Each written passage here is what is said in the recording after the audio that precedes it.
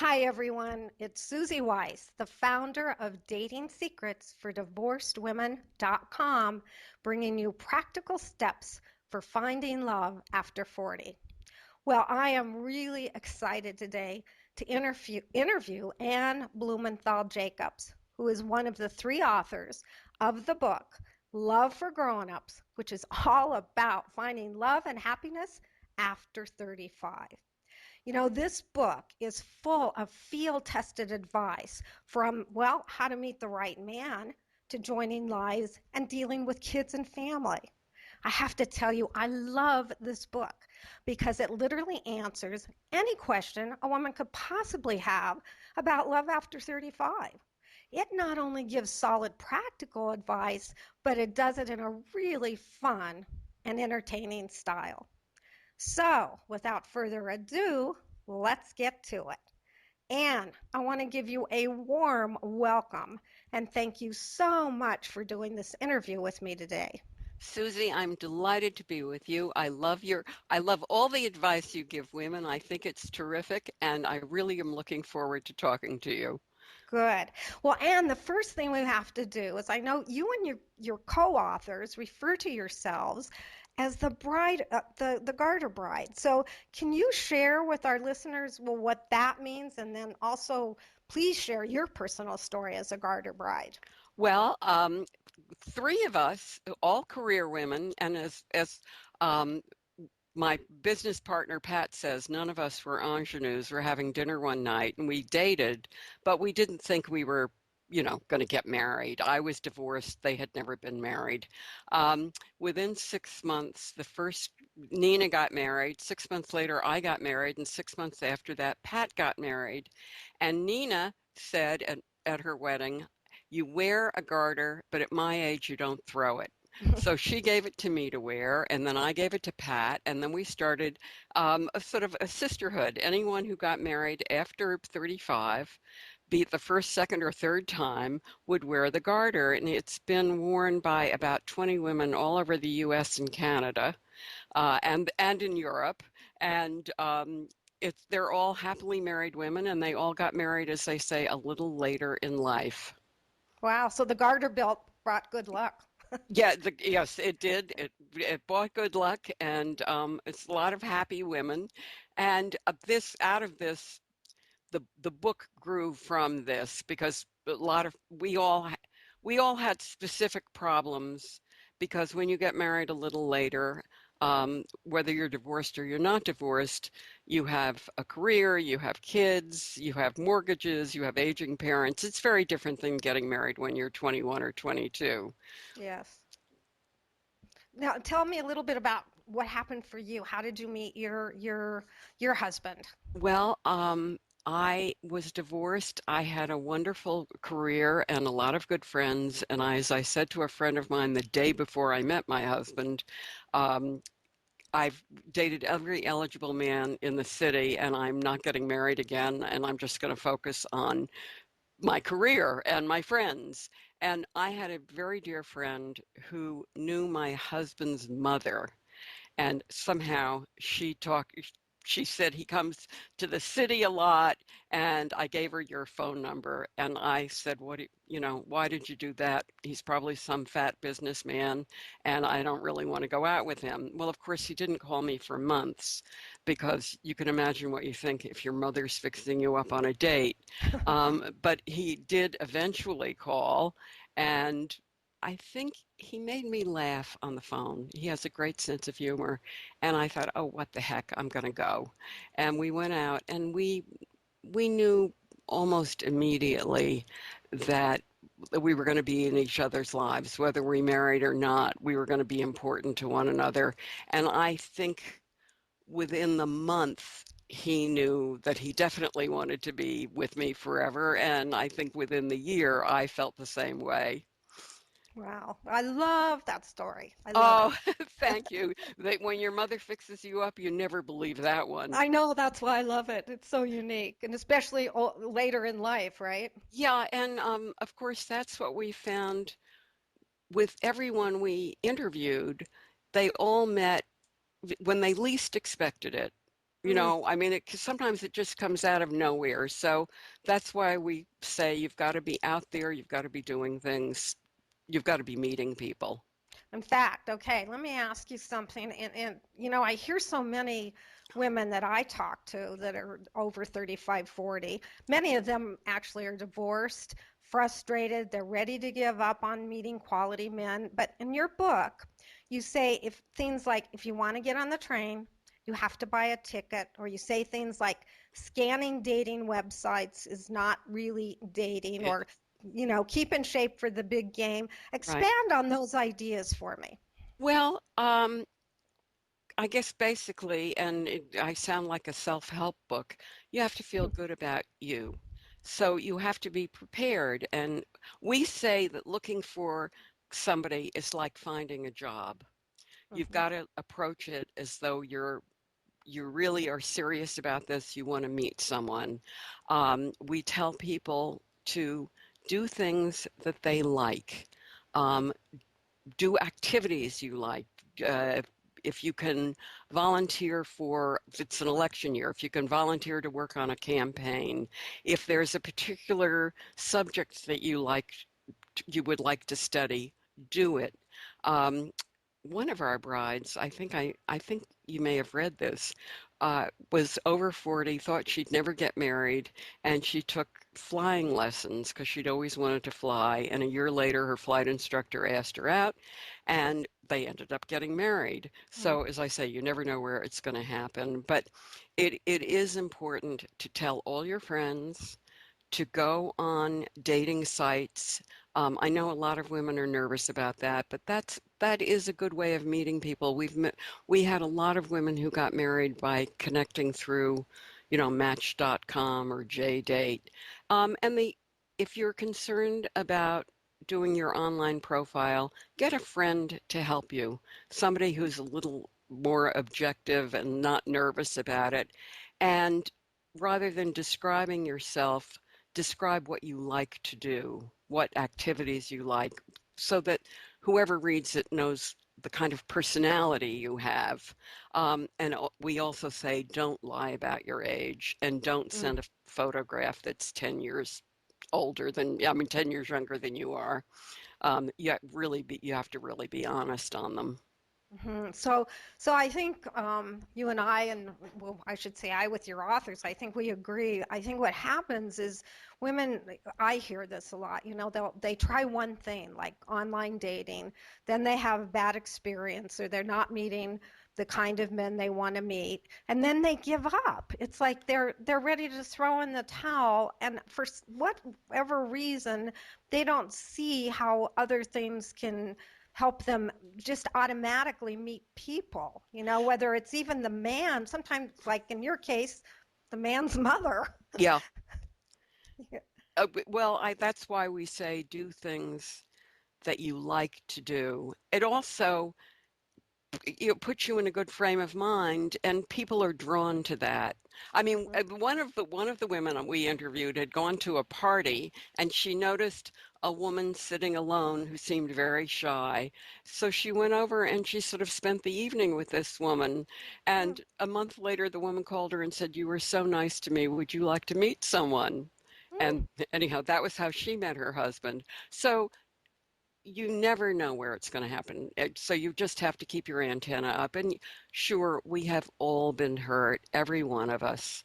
Um, and I think in the case of women who are divorced, they have to be very careful when they do start dating that the anger that they have at their husbands, which is justifiable, that they don't bring that to a new relationship.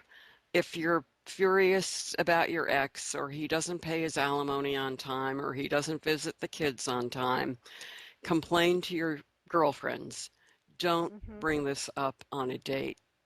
Eventually you'll get, if this is going to be somebody in your life, you'll get to know each other, and you'll get to know the the the problems you probably both have.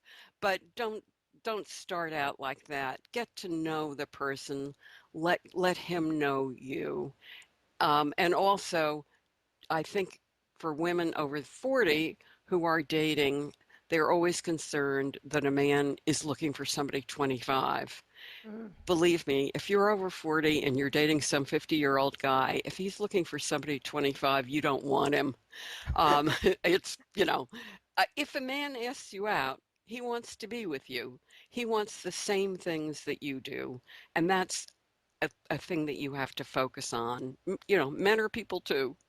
Exactly. And I love what you're saying because I think the anger part or the hurt, the other thing I notice is women sometimes they'll go out on a date assuming, let's say their husband cheated on them, then they have this concern, there is this guy a cheater? And that also throws something off.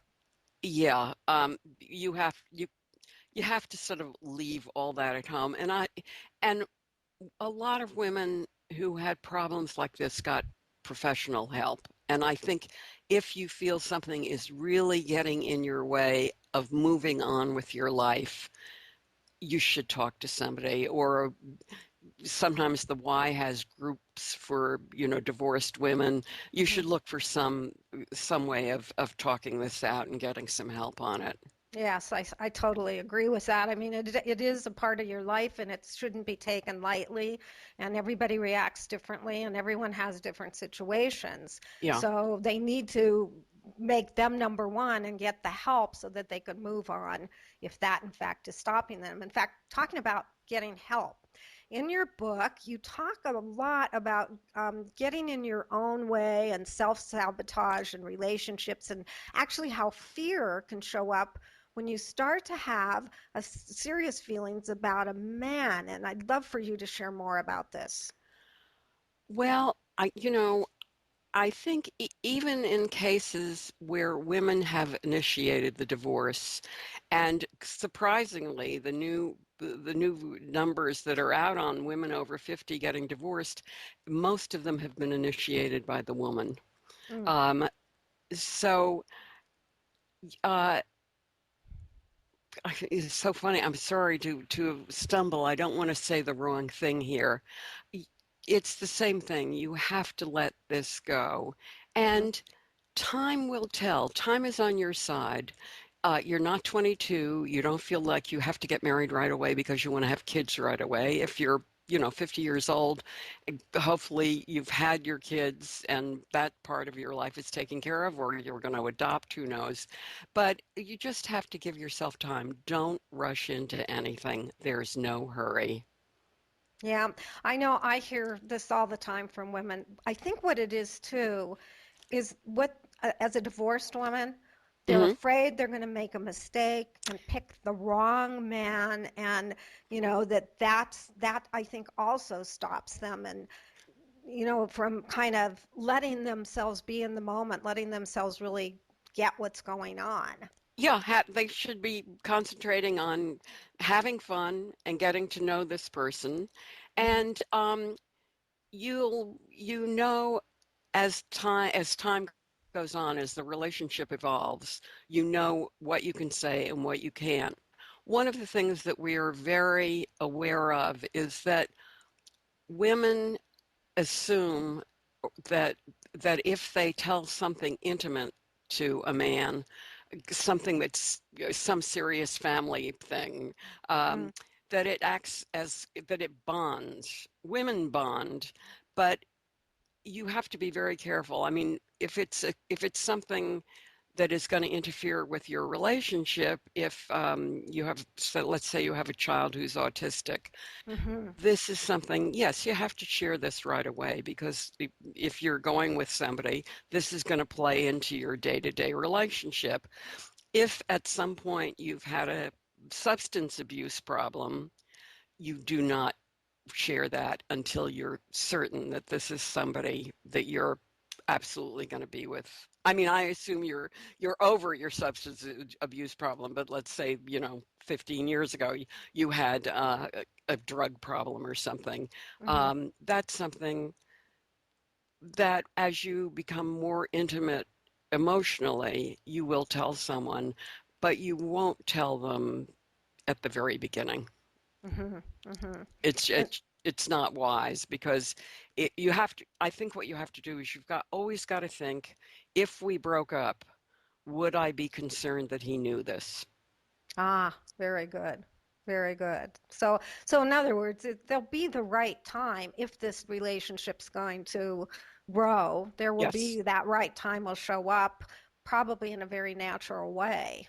Yes, absolutely. Yeah, as to when to share that. Now, let me ask you this. Do you think there's certain like red flags that women tend to ignore when let's as you mentioned, women over 40, you're saying, yeah, they're not worried about maybe having children, or over 50, but at the same time, what I hear from women is every birthday I think it's going to be harder for me to meet a man. So I wonder if they sometimes ignore some red flags, and then they're terribly hurt when the guy disappears, let's say, because they're so wanting to make him the one. Yeah, and that could only lead to disappointment, but nobody should worry about age. I have to tell you, we interviewed one woman who got married at 80, and then on our Facebook page, a couple wrote in that they had just gotten married. She was 87 and he was 88. So this is why we say it can happen at any time, and your age is not a concern. No, I think attitude. Yes, yeah, that's it. That's why, get out there and make yourself happy. Exactly, exactly. No, I think attitude plays into it, and I think keeping, not giving up, and knowing that this is part of life, and if you're serious and you want to find a relationship, it's going to happen at the right place at the right time. And I think that's where women sometimes they don't remember that. Yeah, and they may have a date set up and their expectation is so high Mm. that they just sort of don't let the date evolve naturally, and they don't really spend time, as I say, getting to know one another and relaxing. I mean, I'm bringing up people we interviewed, but one of the women that I talked to said, I'm J. Crew and he's Prada. He shaves his head and wears an earring. And I would never have looked at him, but she said, I went out on a date and I was ready to dismiss him, but somehow they got talking and she knew that he was quality and that she wanted to spend more time with him. Oh, So give the guy a chance. so important, and I think this is something I do want to touch on, because I think flexibility, that when a woman does go with a certain expectation, or she has this list of check it off, check it off, Mr. Right could be sitting right in front of her, and she missed it because she has these high expectations, or certain expectations that probably aren't even in alignment with who she'd really be best suited to be with. So I think this whole idea of going with just probably an open mind and no judgment. Obviously, if the guy's a real jerk or he's drunk or something, Yeah, yeah, you obviously. dismiss him. Right.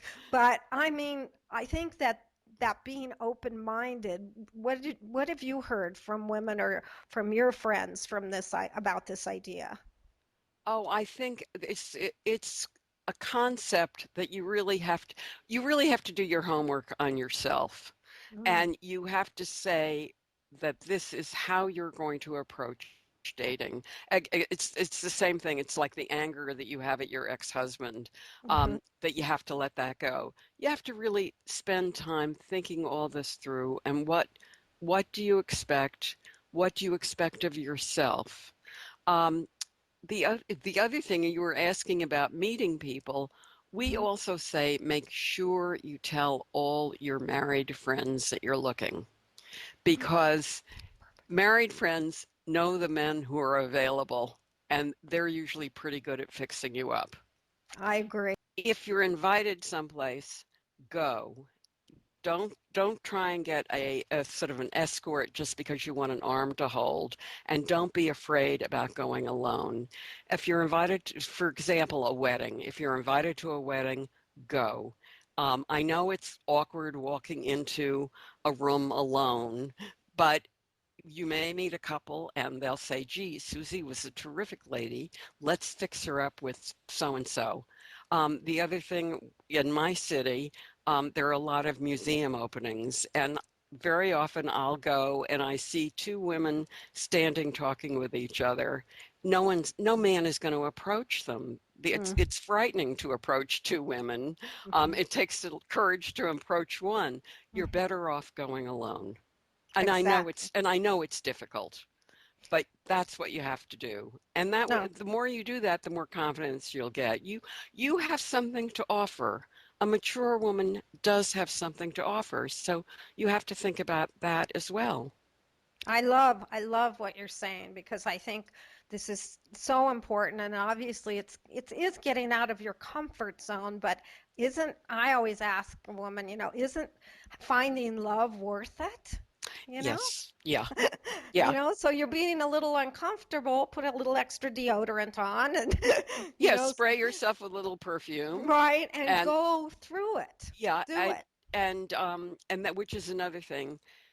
You don't have to you don't have to be 102 pounds, but look your best because then you'll feel good, and that again that communicates itself.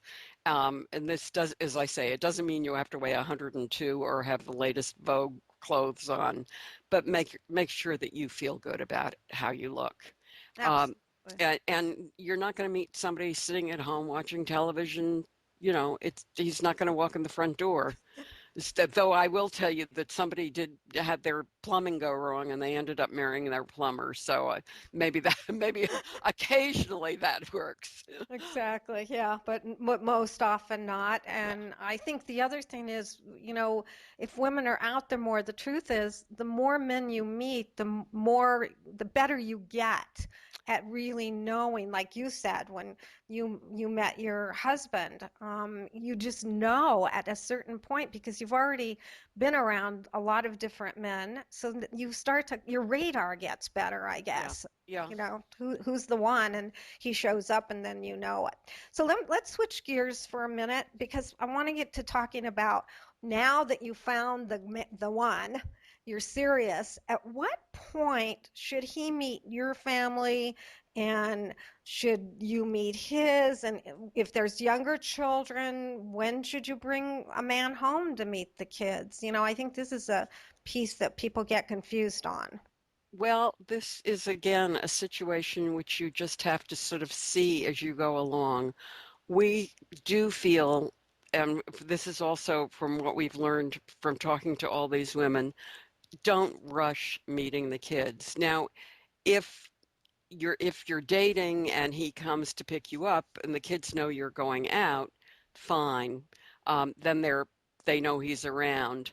Um, if they're older, it's surprisingly sometimes when they're older and in college, it's more difficult for them to accept. But Mm, as I say, don't rush it until you know this person is really going to be around for a while. Or if there's some family event and you want to take this guy, um, you have to let people know ahead of time that and this is if he's not going to be a serious person in your life. This is just someone you're dating. You asked him along because you enjoy his company. You thought they'd like to meet him, but he's not Mr. Right. Uh, Now, hopefully, at some point, he is Mr. Right, and you do want to meet them. But again, you have to sort of feel this out. And we say that you have to be aware of the kids mm, um, and their feelings. And mhm, we also say, please don't have sleepovers with the guy when mm. you have kids. Save those for when you can go to his place or when your kids are, have visitation with their father. Uh, don't flaunt that. That's very difficult for kids to accept. Yes, I totally agree. I think at any age, whether they're teenagers or young kids, it's very confusing. And if this isn't the guy, then it feels like you're, bringing home men and it doesn't work. So I agree with you 100%. You have to be really careful. Yeah, But and it sends the wrong message, particularly with younger kids. yes, It really does send the wrong message to them. yeah, yeah. So, Anne, I'm wondering along these lines, let's say that you've met the one, you know he's it. And so now he's going to meet your family and you're going to meet his, and it's kind of like you're bringing each other in for approval. I'm wondering, are there certain kinds of things or circumstances that can happen that would be helpful for a woman to know how to be aware of whatever could take place under those conditions? Yes, I think the first thing to do is find out about the people that you're going to meet. Any quirks, any family thing. If you're an Obama supporter and you've got and your future father-in-law is a Romney supporter, you find that out ahead of time. Um, and the same thing goes for when you're your future intended, we hope, uh, meets your family. Give him a heads up on the whole family so he knows what he's walking into. The other thing that we find is to meet, if you can, at a neutral thing, a neutral place or event that has an end so that it's not too long. I mean, maybe you all go to the movies and then you have a hamburger afterwards, or you have dinner someplace. Hmm. Um, when somebody we talked to, when they met the children who were grown, they had been fixed up by another couple.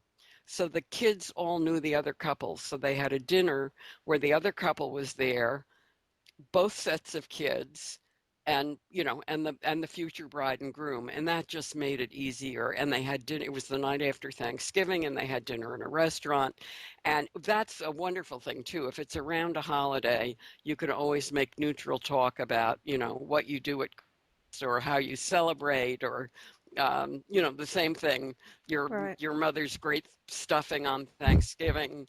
Uh, and if you, as I say, if you get to know the foibles of the other family before you meet them, that's a big help.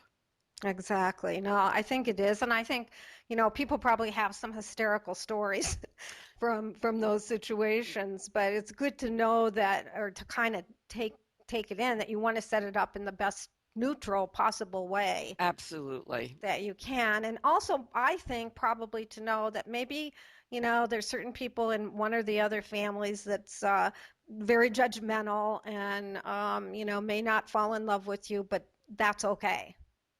Oh, sure. And I'll tell you, the other thing is, if you're going out with a man who's a widower, that is a different dimension as well, Mhm. because it isn't that people are necessarily going to compare you with the ex-wife, or the late wife, I should say, but Right. it's the sadness that goes with something like that is always going to be present when you meet a family, when you meet the new family. So anyhow, you have to have some sensitivity to that and not be upset if people seem distant, because they will in the beginning. Exactly. Of course. I think it's normal, and I think not to take it personally. Absolutely. Yeah. Absolutely. Yeah. Yeah. Then another question I have is you talk about etiquette tips for exes, like if you have difficult ex or situations, what is the best way to deal with a difficult ex? Well, one of the things we say is get caller ID, so you, so you don't have to pick up the phone if you see she's calling, or you get your husband to do it. Um, I think this is the case where you have to be very careful about the children.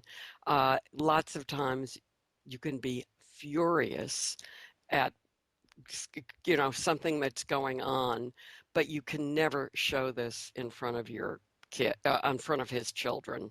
Hmm. Um, and very often too, when kids go through adolescence, they come over and they say things like, I hate my mother. You don't say anything. You just let them let them vent. Don't agree with them because that will be remembered forever and ever. Um, and it's best to be on the same page with your husband about dealing with the ex. Um, some people ha have the ex-wife is still on their health insurance, Mm, so you have to figure out how you're going to do that. I mean, a lot of people have hired a secretary to take care of the claims so they don't have to deal with the ex-wife. hmm, Um, it's touchy if there are kids. If there are no kids, it makes it's a much easier thing then because you really don't have any connection. Um, but of course, if there are children, you're going to have graduations and christenings and weddings. This one will always be a part of your life. Hopefully, she will remarry because that makes it a lot easier. right, right. Or maybe, good idea is try to set her up with somebody. I don't know if I'd go that far, um, but it does help if she has a life of her own. Yeah, I agree. And I think, I think it's just going in open-minded, knowing that, you may have challenges but being of the mindset that you're going to work through them, even if that means you have to swallow your pride or swallow some anger or, kind of be the best you can be under those circumstances and not to make it worse. Yeah, don't make it worse, and remember Right. that that you're the wife now, and your husband is with you because he wants to be with you. So you keep that as a strength when you're Right. in situations that may be a little difficult. Absolutely. So, just to take it one step further here, what do you think are some of the biggest challenges for garter brides in terms of adjustments, like my stuff, your stuff, or, just the basic relationship adjustments between with you and your new husband? Well, we say that those are happy problems. Ah, Uh, because yes, at this stage in life, you both have a house full of furniture, and how do you decide what you're keeping and what you're letting go and what you're going to get? Are you going to buy things together? You work it out. There are certain things that are very important. Um, Tish, who is our third author, her hmm. husband has some kind of stuffed owl that she hates and he loves. I think it belonged to his grandmother or something. And she said, I just know that this is going to be with us forever. And Hmm. so you accept it. And that is also something that happens as you're a little more mature. We've you're really much more flexible than you were when you were 20. People always think you get less flexible, but that's not so. Life's experience teaches you that things change, nothing stays the same.